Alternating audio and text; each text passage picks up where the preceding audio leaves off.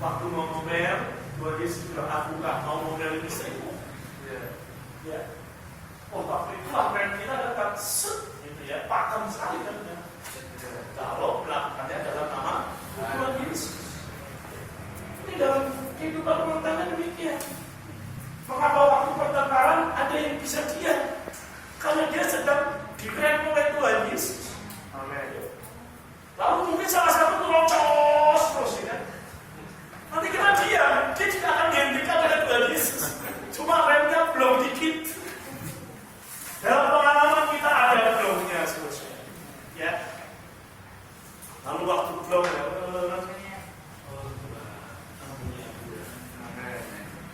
suamiku udah berhenti ngomong, istriku udah berhenti ngomong, aku masih ngocos. Oh Tuhan Yesus, ampuni aku. Basuh aku dengan darah. Terima kasih. Amin. Lalu pucuk saya, maafin nanti ya saya. Aku cewek ya, entah itu suami atau istri. Gak boleh gengsi.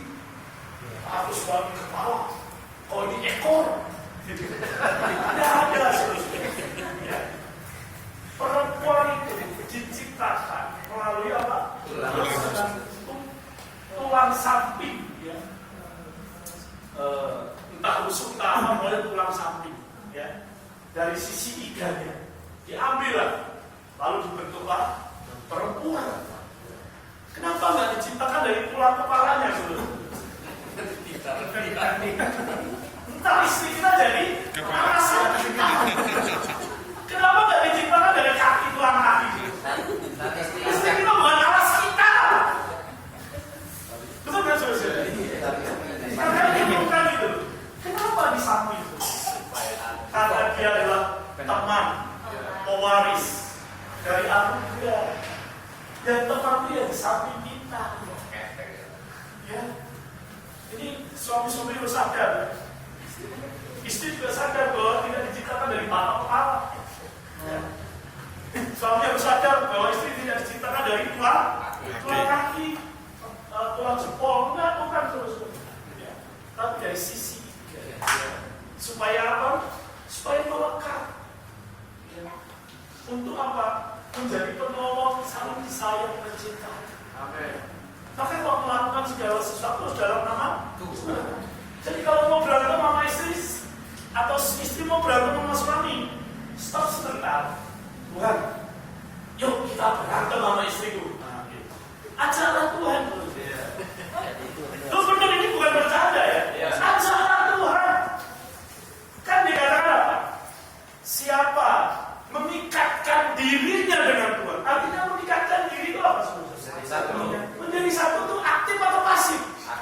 Aktif. Makanya kalau mau berantem, ya, orang tua mau marah sama anak, ajak Tuhan, aku mau marah sama anak, tapi kau mau ikut ya Tuhan? Gitu saja. Ya. Nanti pasti ada remnya. Percayalah saudara. Ya. Nanti tidak akan keluar kata-kata kotor. Dasar anak setan. Nanti kok dia ngomong anak setan. Ya, saudara. Ya, orang tua, ya, hati-hati. Hati-hati. Karena apa? Kata-kata itu udah susah dicabut. Banyak dosa yang bisa kita ganti rugi. Tapi kalau sudah kata-kata, itu tidak ada ganti ruginya. Pasti nancep di hati anak. Saya sampai hari ini masih ingat kok apa kata bapak saya waktu saya kecil sampai besar gitu. Ya. Apa kata-katanya saya masih ingat. Itu tidak bisa saya buang. Sudah. Itu bahkan bisa menjadi apa? Dendam saya nanti. Tapi tidak bisa saya lampiaskan bapak saya, lampiasin anak saya. Ya. Ini lingkaran setan loh saudara. Ya. Tetapi kita ini telah memiliki nama Yesus. Amin. Maka kalau mau maki anak-anak, juga bilang Tuhan, aku maki anak-anak bersama Tuhan. Tuhan mau nggak maki anak saya? Mau nggak Tuhan kutuki anak saya? Pasti Tuhan akan menjadi rem yang pakem bagi. Maka harus aktif mengikatkan diri menjadi satu dengan Tuhan. Amin. Supaya apa? Di dalam perbuatan, di dalam perkataan kita berkata-kata dalam nama Tuhan. Amin. Saudara, ini bukan proses tahil, karena memang udah ada prosesnya. Tuhan telah memproses itu supaya kita bisa memiliki perbuatan, memiliki perkataan di dalam nama Tuhan. Maka saudara, kehidupan kita ya, di dalam Efesus pasal 4 di sana dikatakan supaya perkataan kita bisa memberikan anugerah. Perkataan kita penuh dengan kasih karunia, yaitu Allah yang disalurkan kepada saudara-saudari yang kita ajak ngomong, dan orang itu menerima Allah dan menikmati Allah dan Allah. Saudara-saudara, perkataan kita demikian. Nah, saudara-saudara, maka judul minggu ini kita perlu menikmati. Dia adalah juru selamat, dia adalah penyelamat, dia adalah di dalam perbuatan sehari-hari, dalam pelayanan lebih ya. Lalu di dalam perkataan. Saudara-saudara, berbicara bagi Tuhan perlu bersatu dengan Tuhan. Amin. Perlu di dalam nama Tuhan. Yang terakhir dalam doa. Kita perlu berdoa di dalam nama Tuhan Yesus. Berdoa di dalam nama Tuhan Yesus sekali lagi bukan berdoa di dalam nama Tuhan Yesus. Mungkin Tuhan mau kita mengatakan demikian, kita katakan. Bukankah kita mau berdoa, oh Tuhan Yesus, berarti kita sudah bersatu dengan Tuhan. Kita sudah berada di dalam Tuhan. Amin. Kok terakhir masih gak yakin ditutup dengan di dalam nama Tuhan Yesus? Lihat banyak orang di Kristenan kalau berdoa apa? Bapa di dalam nama Tuhan Yesus. Kita ini sudah berada di dalam nama Tuhan Yesus. Dan perlu kita ulangi perkataan ini. Nah, kita hanya perlu apa? Kembali ke dalam roh kita melalui berseru nama Tuhan. Maka bagaimana kita memiliki perbuatan, memiliki perkataan, memiliki doa dalam nama Tuhan Yesus? Bagaimana saudara? Ya. Karena nama mengacu pada persona. Amin. Karena nama mengacu persona, dan persona Tuhan itu adalah roh. Karena dia adalah roh, berada di dalam roh kita, maka bagaimana kita berkata-kata, berbuat, berdoa dalam nama Tuhan? Harus kembali ke dalam roh kita. Doa sekutu dengan Tuhan,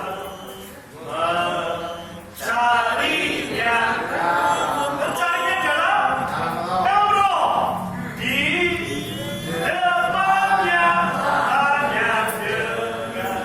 Jadi yang tak saya maksud tadi, ketika saya mengatakan Tuhan, aku mau berantem dengan istriku, itu kita sedang kembali ke dalam roh, bertanya pada Tuhan, apakah Tuhan mau ikut berantem dengan istri saya? Seperti hidung tadi, kembali ke dalam roh. Amin. Gimana caranya kembali? Iya, panggilan namanya. Amin. Siapa berseru namanya, dia bisa. Bisa. Iya. Ada ayat yang tiap hari kita baca kok nggak dinikmati. Ya. Yang kedua, di dalam kita baca sama-sama ya. Bagaimana sekarang kita bisa hidup dalam keluarga, dalam masyarakat, dalam pelayanan, lalu bisa berkata-kata, bisa berdoa dalam nama Tuhan. Apa yang harus kita lakukan? Pertama tadi kembali ke dalam roh melalui berseru nama Tuhan. Amin. Ya. Saudara-saudari, melakukan segala sesuatu dalam nama Tuhan adalah aspek dasar dari kehidupan Kristen. Ya. Kalau saudara-saudari yang pernah dibaptis, ya, yang selesai dibaptis kan terima buku. Itu ada 4 aspek dasar kehidupan orang Kristen. 1. Padahal ini dasar kan? Udah pernah pinter semua sih. Jadi sampai pelajaran SD pun lupa. Sekolah dasar lupa kan? Apa aspek dasar? Yang pertama, ayo aspek dasar kehidupan Kristen yang pertama adalah roh kelahiran kembali kita. Ini aspek dasar. Hidup di dalam roh itu aspek dasar, saudara-saudara. Biasanya kita hidup oleh otak kita, biasanya kita hidup oleh hawa nafsu kita, tapi setelah kita dilahirkan kembali, kita hidup oleh roh. Ini aspek dasar. Kalau nggak tahu bagaimana hidup dalam roh, oh Tuhan Yesus, oh Tuhan Yesus, oh Tuhan Yesus. Ketika ribuan kali kita menyebut nama Tuhan, maka kita akan mulai merasakan bagaimana Dia itu hidup dan hidup di dalam kita. Ya. Jangan nanya ke hambanya, saudara, boleh nggak kalau saya main judi? Gak usah tuh. Berseru aja nama Tuhan, berseru aja nama Tuhan, sambil hatinya aku mau judi. Dulu saya waktu berhenti merokok juga begitu. Saya pengen berhenti merokok dengan kekuatan dan daya upaya sendiri. Tapi suatu malam, tanggal 22 Februari tahun 97, Tuhan, aku ini suka merokok, aku gak peduli, aku mau terus merokok. Hari itulah berhenti sampai hari ini. Gara-gara ngomong gitu. Jadi saya ngomong di depan ini bukan teori, bukan doktrin. Ini pengalaman saya. Bagaimana saya menang atas rokok? Orang tahu kalau rokok itu membunuh, tahu. Tapi kenapa nggak bisa menang? Maka tadi melakukan segala sesuatu dalam nama Tuhan. Ketika demikian kita menang terus. Ya. Yang kedua tadi sekarang caranya setelah kembali dalam roh. Aspek kedua kehidupan dasar orang Kristen apa? Yang kedua. Nah, maka yang sudah baptis, yang terima buku Jalan Memulai Kehidupan Orang Kristen yang Normal, dibaca lagi, dinikmati lagi. Ya. Yang kedua, apa? Aspek dasar dari kehidupan orang Kristen yang normal, yaitu firman Allah.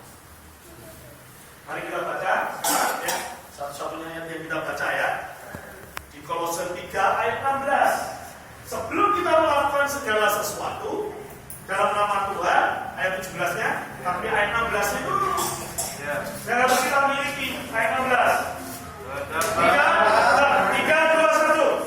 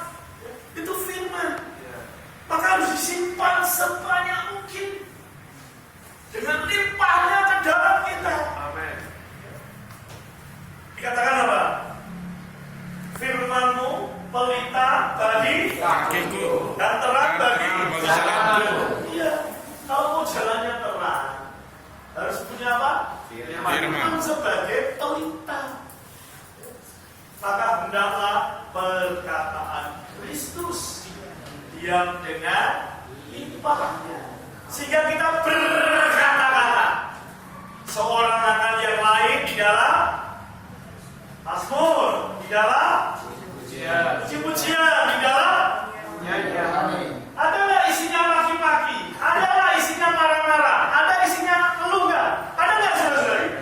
Nggak ada. Nah, jadi sekarang tahu rahasianya. Kenapa kita sering keluh? Kenapa kita nggak mengucap syukur? Kenapa kita sering suami istri berantem?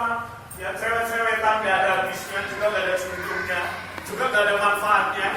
Karena kita kekurangan firman. Ya, kekurangan firman. Ya. Tahu kan rahasianya? Amin. Ini aspek kedua, aspek dasar. Aspek dasar yang ketiga apa? Sekutu. Iya, itu udah nyontek gitu ya. Amin. Udah kali-kali gitu. Lalu bersekutu. Kita bisa bersekutu baik dengan Tuhan maupun dengan saudara-saudari dalam gereja. Baru yang keempat, berbuah. Berbuah. Udah mulai ketemu dia contekan. Amin. Ya, ini ada contekan. Nah, tapi saudara-saudari, ya, inilah kita harus digaris-garis ya. Saya udah bertahun-tahun di sini. Saya ini hampir 10 tahun di Liga 2 ya. Tidak pernah saya melayani kiol manapun selama kiol Liga 2. Tidak dipindah-pindah. Kemarin itu ada apa itu? Ada perpindahan. Nama saya tidak disebut sama sekali. Dan saya memang berdoa. Doanya apa? Tuhan, kalau belum 100, jangan sekali kocak kita. Amin. Ya. Jangan sekali-kali kocak kita ya. Jadi itu doa saya. Padahal dulu saya minta 100 tahun berapa? 2017. Ini sudah 2023. Sudah berapa tahun? Sudah 6 tahun. Gak 100. Maka karena tidak kembali ke dalam roh, tidak memiliki firman, tidak bisa bersekutu, maka tidak bisa berbuah. Itu loh rahasianya. Ya. Coba waktu tadi saksi Mary, ya. Waktu ada acara gospel, ya, gospel raya, ya. Berdoa, bersekutu, semua firman, mempelajari firman, bagaimana menjadi rajin semua. Ya. Hasil kan? Hasil. Tapi setelah itu apa sebetulnya? Balik ke nol. Ya. Kita bukan beli bensin dari nol Pak ya. Enggak, saudara-saudari. Kita harus terus ya, menyimpan perkataan Kristus dengan limpah. Ya. Maka lihatlah rumah tangga yang keluarganya menyimpan perkataan Kristus pasti sepi makian. Ya, sepi. Mungkin ada, saudara-saudari. Ya. Mungkin ada, karena kita dalam proses pertumbuhan. Mungkin suami galak, ya, cerewet, emosian, istri juga demikian. Mungkin masih ada. Kenapa? Kita masih bertumbuh, ya, bertumbuh.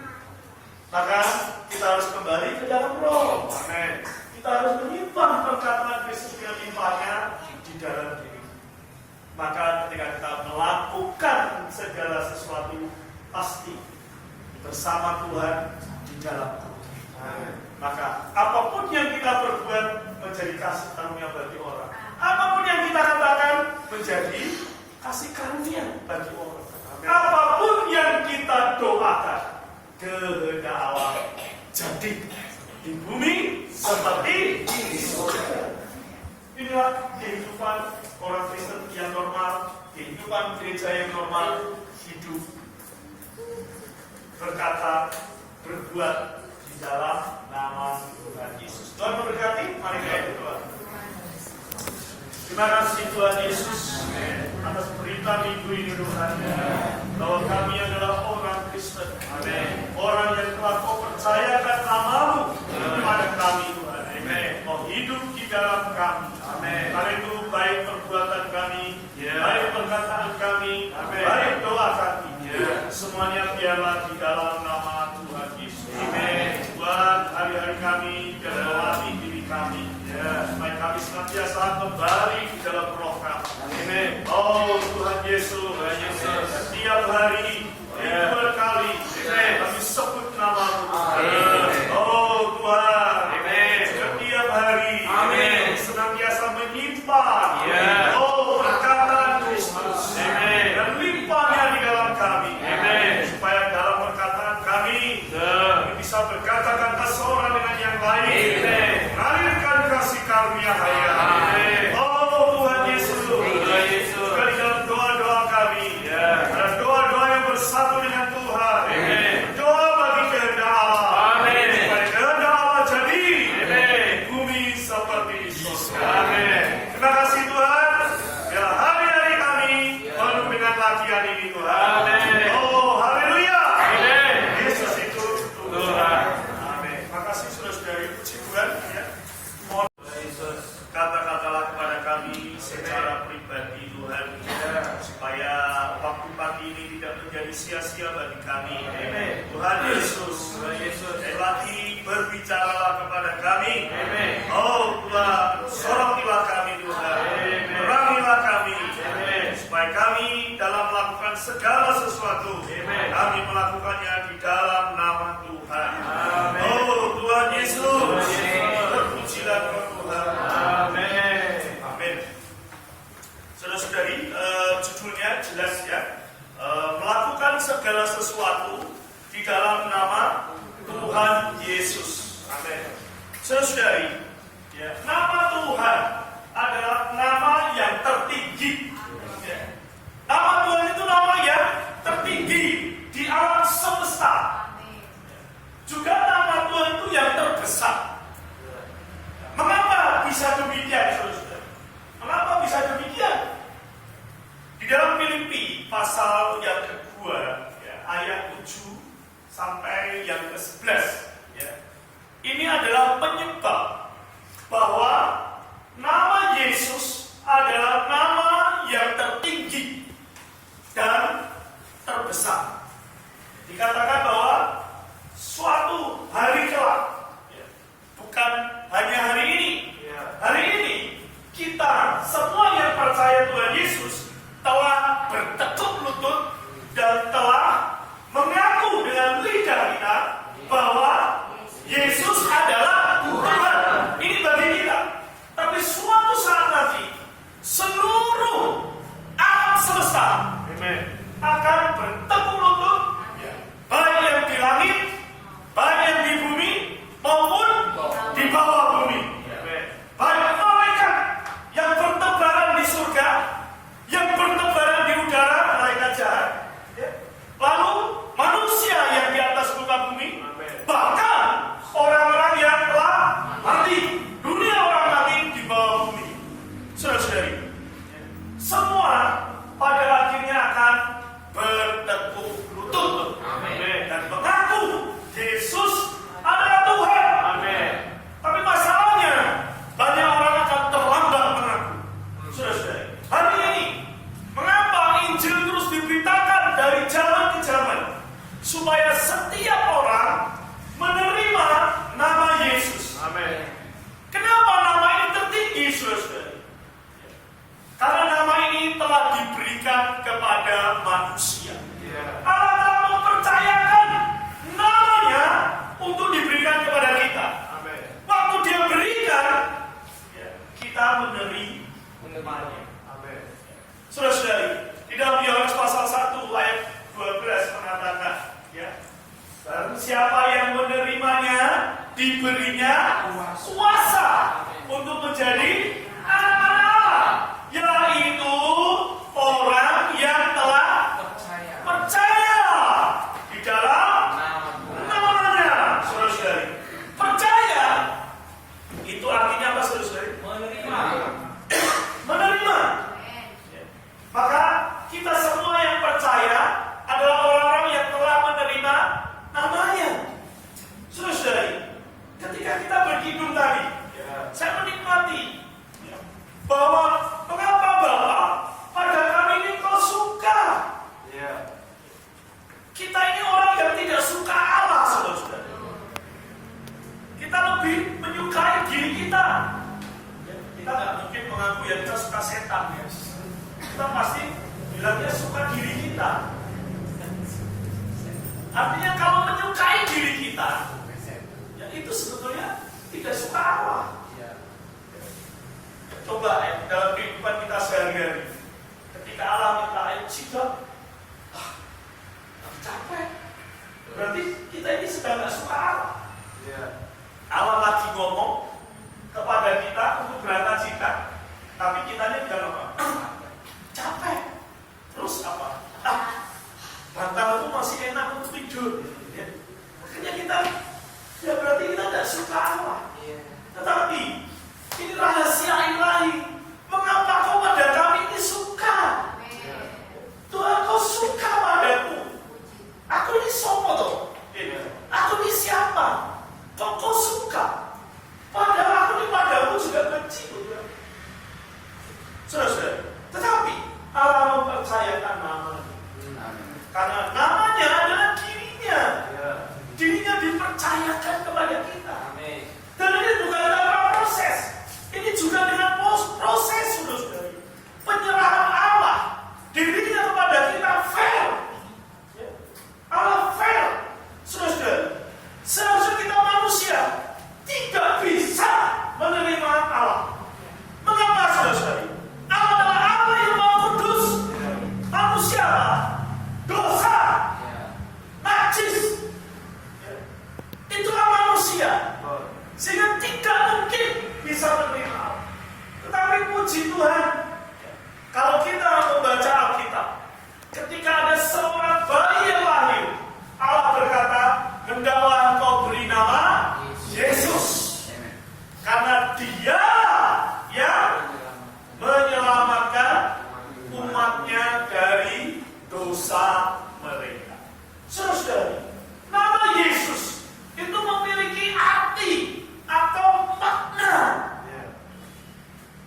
Saudara-saudari ngerti arti nama saya? Saya sering berkata loh di tidak dua bertahun-tahun terus. Akan ada Pak, nama saya Nur Yudo Krisno. Ayo perhatikan. Saya perang cinta. Anak saya tahu. Aku duluan. Saya perang cinta itu nama itu. Tapi kalau saudara-saudari menyebut, oh saudara Yudo, tidak ada maknanya, saudara-saudari. Ya. Tetapi nama Yesus, apa arti nama Yesus? Juru selamat. Ya, yaitu Jehovah Juru Selamat. Yahweh Juru Selamat. Ketika Allah menciptakan alam semesta, Allah tidak pernah menyebut namanya. Allah adalah Allah, Elohim. Ya, dalam bahasa Ibrani yang Elohim itu menunjukkan Dia pencipta. Dan ini seluruh alam semesta tahu ada Elohim, ada Allah. Tetapi ketika Dia menciptakan manusia, Dia menyebut namanya, yaitu Yehova. Kemudian nama ini ditanyakan oleh Musa di dalam Kisah Keluaran pasal 3 ayat 14. Lalu Allah menjawab, I am that I am.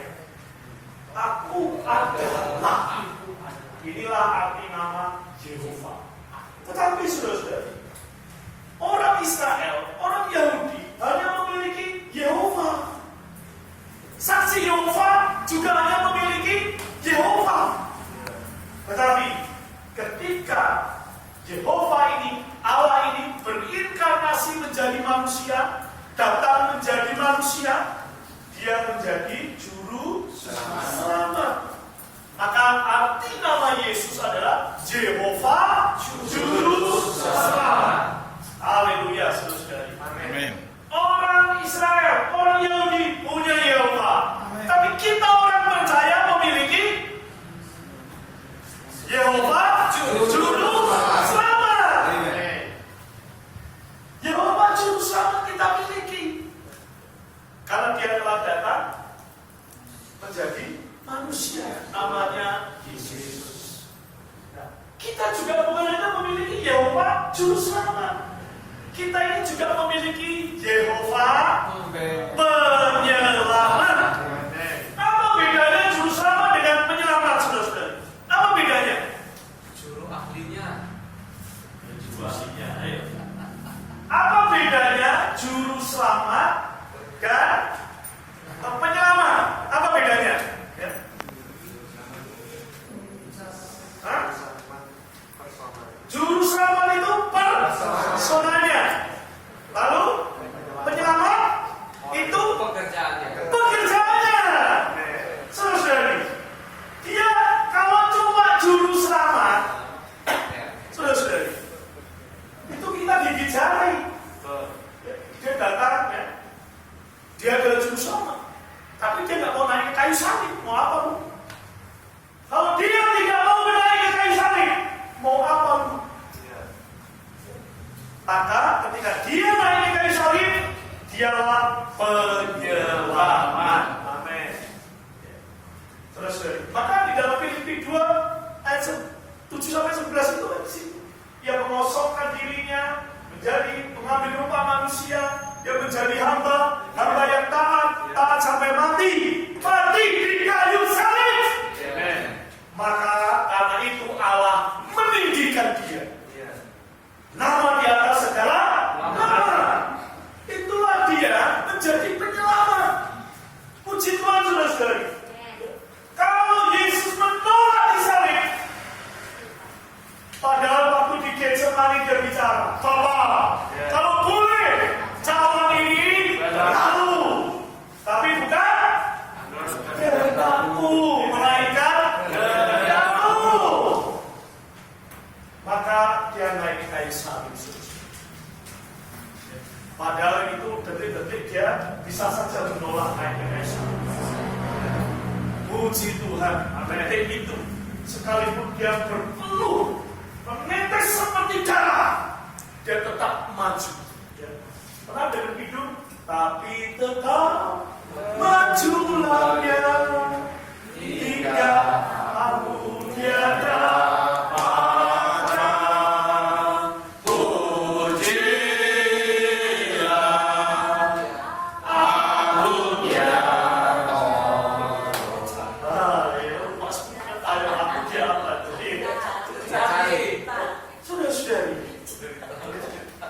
Di detik-detik malam dia ditangkap. Dia pernah berkata, Bapak, kalau boleh jawab itu, tetapi bukan kehendakku, melainkan kehendakmu. Maka hari ini kita memiliki bukan hanya juru selamat, kita juga memiliki penyelamat. Hari ini mayoritas kekristenan di dunia ini hanya sampai penyelamat.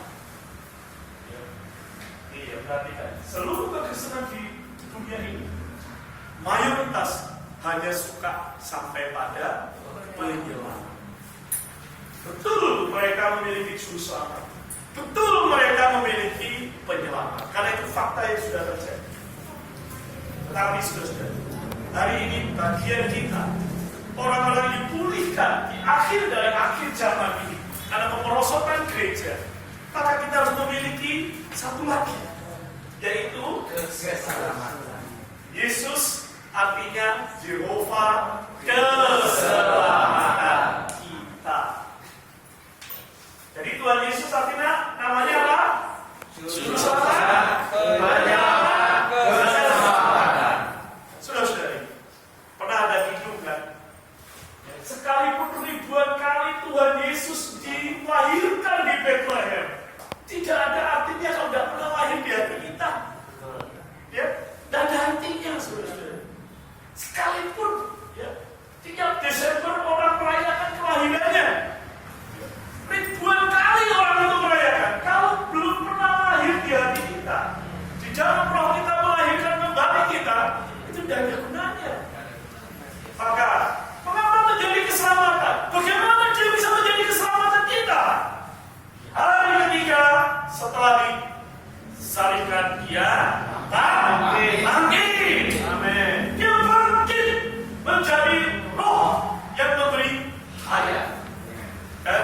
berikan kepada kita orang-orang yang percaya. Maka kita dilahirkan kembali menjadi anak-anak Allah. Amin. Siapa itu anak Allah? Orang yang berhak mewarisi seluruh apa adanya Allah. Maka saudara-saudara, dengan demikian, kalau kita mau melakukan segala sesuatu di dalam nama Tuhan, kalau di dalam nama Tuhan ini mengandung seluruh warisan apa adanya Allah. Apa adanya Allah, baik personanya, baik pekerjaannya, sekarang menjadi bagian kita. Untuk apa? Untuk kenikmatan kita. Maka orang Kristen, saudara-saudara, tidak bisa menang. Orang Kristen tidak bisa kalah. Orang Kristen tidak boleh mengeluh dalam hidupnya. Amin. Tidak boleh, saudara-saudara. Apapun keadaan kita, tidak boleh. Karena begitu kita mengeluh, kita ini orang yang menghujat Allah. Orang sudah dikasih segalanya, kok masih mengeluh, saudara-saudara? Coba renungkan dalam hidup kita. Tuhan sudah berikan bahkan dirinya, percayakan kepada kita. Amin. Boleh tidak mengeluh, saudara-saudara? Tidak boleh. Katakan tidak boleh. Tidak boleh ditolerir. Tidak boleh berkata, ya yang namanya juga manusia. Sehingga kita berpikir demikian, saudara-saudara. Sehingga, saudara-saudara, namanya juga manusia. Ya betul, itu manusia yang belum punya Allah. Kita sudah punya juru selamat. Kita sudah punya penyelamat. Kita sudah punya keselamatan. Gak boleh berkata yang namanya manusia. Maklum saudara, maklum Google. Terus, jangan maklumi. Lemah itu jangan dimaklumi. Kalah itu jangan dimaklumi. Amin. Kita bukan orang yang kalah, kita lebih dari pemenang. Ya udah ada ayatnya gitu kok, bahwa kita lebih dari pemenang. Itu bukan slogan, itu menjadi pengalaman kita, hari-hari kita. Ya. Menang, menang, haleluya. Menang, menang, haleluya. Ada lagu itu mengatakan menang kalah, menang kalah. Itu kalau lagunya. Ya jangan nyanyi begitu. Coba hidup kita kan menang kalah, menang kalah, menang kalah, gitu kan? Sudah saya memang judi lah kalah menang. Terus, oke, kita menikmati nama Yesus. Amin.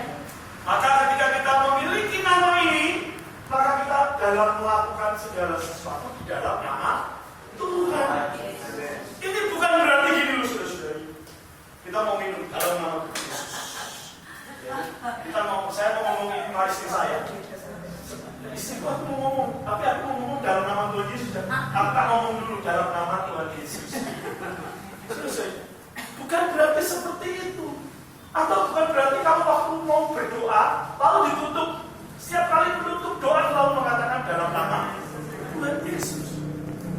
Selesai. Melakukan segala sesuatu di dalam nama Tuhan Yesus adalah melakukannya di dalam diri Tuhan. Amin. Karena nama itu mengacu persona. Itu diri Tuhan sendiri. Saudara, ya. Kalau saudara punya pengalaman menjadi orang Kristen yang normal, ya, akan bisa melihat bagaimana melakukan segala sesuatu dalam nama Tuhan Yesus. Saudara, ya. Kalau kita melihat ya kekristenan hari ini, kalau mengusir setan bagaimana, saudara? Dalam nama Tuhan Yesus. Selesai. Seringkali kan gitu, ya kan? Dalam nama Tuhan Yesus, setan pasti kalah, pasti takut. Tapi kalau saya banyak melihat pelayanan, bahkan saya sering melarang orang melayani dalam nama itu waktu pelayanan. Ya. Dalam nama Tuhan Yesus. Terus setannya yang kerasukan setan nggak keluar, diulang lagi dalam nama Yesus.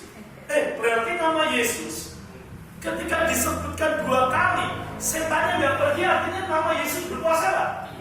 Tidak, itu menghina Tuhan. Sudah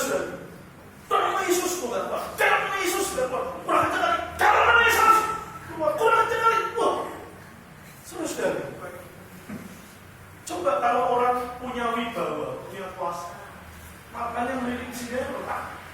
Ya. Nah, melakukan di dalam nama Tuhan itu adalah ketika Tuhan mau melakukan, artinya itu melakukan bersama Tuhan. Ya. Maka ketika saya sering melayani orang rasuka, saya bertanya, Tuhan ini kenapa? Tuhan tunjukkan ini kenapa? Orang ini kenapa Tuhan? Lalu Tuhan berikan perasaan. Oh dia di kantongnya ada jimat. Oh di perutnya ada, saya pernah dia melayani di perutnya ada tali benang merah. Padahal saya tidak tahu dia pakai pedang merah. Tapi ketika saya diberi perasaan di perutnya ada benang merah, saya langsung buka, coba dibuka. Begitu ada benang merah, saya gunting, saya ambil, saya potong. Begitu dipotong dia guling-guling. Duduk, saya injilin dia. Bukan saya tengking-tengking, karena nama Yesus. Saya injilin dia. Apa yang saya tanyakan waktu ini? Siapa nama Tuhan? Walaupun semua pendukung ya, semua cheerleader bilang, ayo sebutkan nama Tuhan. Ya. Tapi walaupun dia bukan orang percaya, dia menyebut nama Tuhan itu Yesus. Setan juga tahu, saudara-saudara. Siapa Tuhan itu? Namanya Yesus. Jadi kita melakukan segala sesuatu dalam nama Tuhan. Artinya dalam bersatu dengan Tuhan. Tuhan waktu meneduhkan danau, waktu gelombang sama angin, dia cuma bilang apa? Apa dia ngomong gini? Kamu Tuhan Allah. Dia dengarlah. Itu enggak, saudara-saudara? Enggak, dia langsung bilang apa? Dia. Kenapa? Lalu ada. Lalu menurutnya, siapakah dia ini? Angin pun tunduk pada dia. Saudara-saudara. Karena di angin itu ada malaikat jatuh. Ada roh jahat. Roh jahat itu yang tunduk, bukan anginnya, saudara-saudara. Angin tidak punya nyawa. Tapi di angin ada roh jahat. Sehingga perkataan Tuhan, perkataan dengan otoritas. Maka ini melakukan dalam nama Tuhan. Maka dalam kehidupan sehari-hari saudara-saudara kita, baik dalam keluarga, di dalam Efesus, di dalam Kolose pasal 3 ayat 17. Ayat 17 itu mengatakan apa?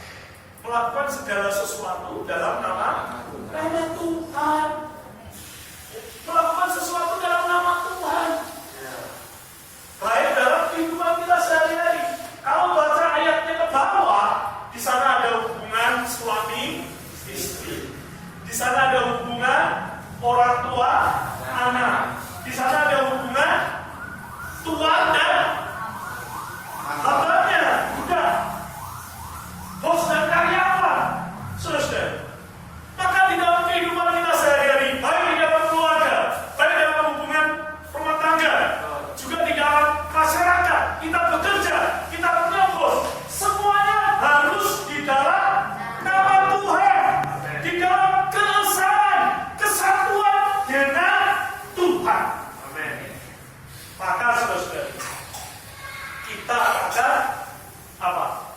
Memberkati orang, memberkati istri dan suami, mau berantemnya harus dalam nama Tuhan. Oh Tuhan Yesus, aku mau